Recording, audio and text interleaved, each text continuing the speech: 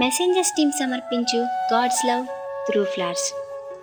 మంచి సువాసన చూడగానే ప్రతి మనిషి మనసు వికసిస్తుంది. మన మనసు దోచే పరిమళాన్ని మనకు అందిస్తుంది మల్లె పువ్వు. పిట్ట కొంచెం కూతగనమన్నట్లు ఆకారంలో చిన్నదైనా ఆయువు ఒక్కరోజైనా తన సువాసనతో చుట్టుప్రక్కల ఉన్న వారందరినీ మరిపింపజేస్తుంది. ఒక తరానికి అనుగుణంగా తయారు చేసిన వస్తువు తరువాత తరానికి నచ్చుతుందో లేదో చెప్పలేని రోజులివి. కానీ ఈ మల్లెపువ్వు మాత్రం ఏ తరంలోనైనా తన స్థానాన్ని నిలుపుకుంటుంది. తనకున్న ఆ ప్రత్యేకమైన సువాసనతో ప్రతి మనిషి మనసును గెలుచుకుంటుంది.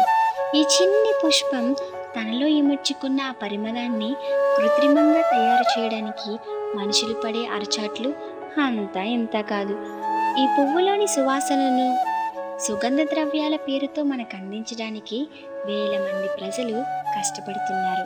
దీనికోసం ఫ్యాక్టరీలను నిర్మించి దానిలో యంత్రాలను తయారు చేయించి పువ్వుల్లో నుంచి నూనెలను తీసి వాటిని ఎన్నో రసాయనాలకు జోడించి ఆ సువాసనలను పరీక్షించి అది ప్రజలకు నచ్చుతుందో లేదో ఊహించి ఏ ఏ మార్పులు చేర్పులు చేయాలో గ్రహించి ఒక సువాసనను సృష్టించి మార్కెట్లోనికి తీసుకువచ్చి దానిని అమ్మడానికి ప్రకటనలనిచ్చి ఎంతో ప్రయాసపడితే ఈ మనిషి కల్పించిన ఆ కృత్రిమ పరిమళం ఒకరికి నచ్చితే మరొకరికి నచ్చదు.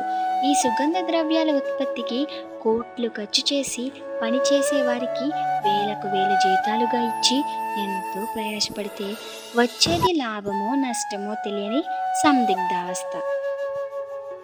పైగా అదేమన్నా మనకు ఉచితంగా వస్తుందా అంటే మనం ధనం వెచ్చించాలి. ఒకప్పుడు ఈ సెంట్లని ప్రత్యేక అవసరాలకు మాత్రమే వాడేవారు. ప్రస్తుతం ఇవి మనిషికి నిత్యావసరాలుగా మారిపోయాయి. ఈ సుగంధ ద్రవ్యాలు వేల రకాలున్న ఓ చిన్ని మల్లెపువ్వు సువాసన ముందు ఇవన్నీ దిగతుడిపే. మనిషికి నచ్చుతుందో నచ్చదో అనే విధంగా ఒక సెంటును తయారు చేయడానికి వేల మంది కష్టపడతారు. కానీ అందరికీ నచ్చే విధంగా ప్రతి ఒక్కరిని మైమర్పింపజేసే విధంగా ఆ దేవుడు ఒక్కడే కష్టపడ్డాడు కదా. ఆ కష్టం కళ్ళ ముందు కదలడం లేదా? ఈ సువాసనను ఆస్వాదించిన నువ్వు మైమర్చిపోతుంటే నిన్ను చూసి మురిసిపోతున్నాడు ఆ పరమ తండ్రి.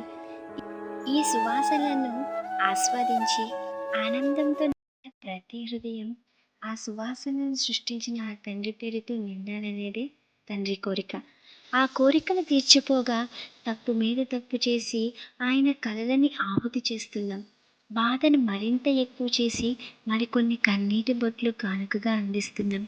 ఇప్పటికైనా వెలుగులోకి వస్తున్న సత్యాన్ని అంధకారంలోనికి త్రోసివేయక చేయందించి చేయతనిద్దాం, చీకటినంతా పారద్రోలేద్దాం.